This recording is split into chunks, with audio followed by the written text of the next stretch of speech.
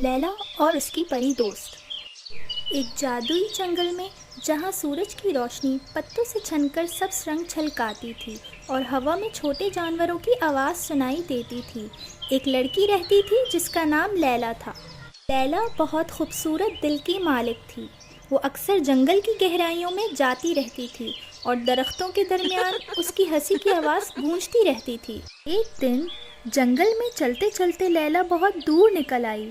وہ ایک کھلی جگہ پر پہنچی جہاں روشنی بہت پیاری لگ رہی تھی۔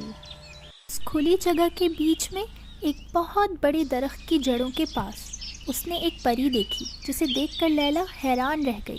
ایک بہت چھوٹی سی پری جو اس کے انگوٹھے سے بھی چھوٹی تھی۔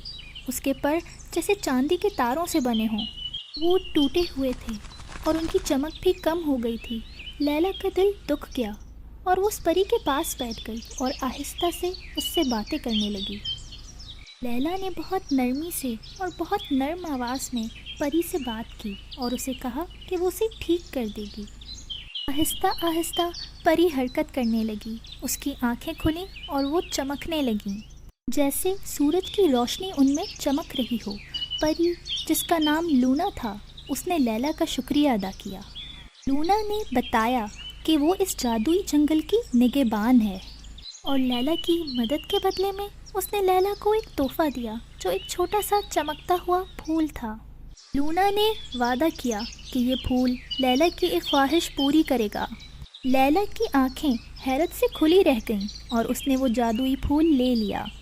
لیلا اور لونا نے باقی دن جنگل میں گزارا اور ایک دوسرے کو کہانیاں سنائیں۔ لونا نے چھپی ہوئی جھرنوں اور پریوں کی کہانیاں سنائیں اور لیلا نے درختوں سے باہر کی دنیا کے بارے میں بتایا۔ جب سورج ڈوبنے لگا اور آسمان نارنجی اور جامنی رنگوں سے رنگنے لگا تو لیلا کو معلوم ہوا کہ اسے اب گھر جانا چاہیے۔ اس نے لونا سے دوبارہ ملنے کا وعدہ کیا اور پھر دونوں الگ ہو گئے اور ان کے دلوں میں ایک نئی دوستی کا رشتہ بن گیا۔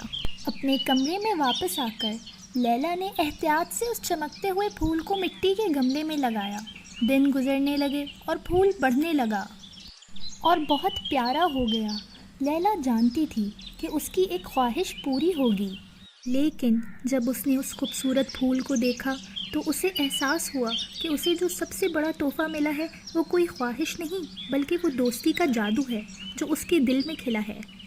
اگلے دن لیلا نے خواہش کی کہ جنگل خوبصورت ہو جائے اور لونا اور جنگل میں رہنے والی تمام چھوٹی پریاں خوش رہیں، اور پھر ایسا ہی ہوا۔ جنگل میں نئی زندگی آ گئی، درختوں پر نئے پتے آئے، پھول کھلنے لگے اور ہوا میں خوشی کی آوازیں سنائی دینے لگیں۔ لیلا مسکرائی، اسے معلوم تھا کہ اس نے جنگل کو اور اپنی دوست لونا کو سب سے بڑا تحفہ دیا ہے۔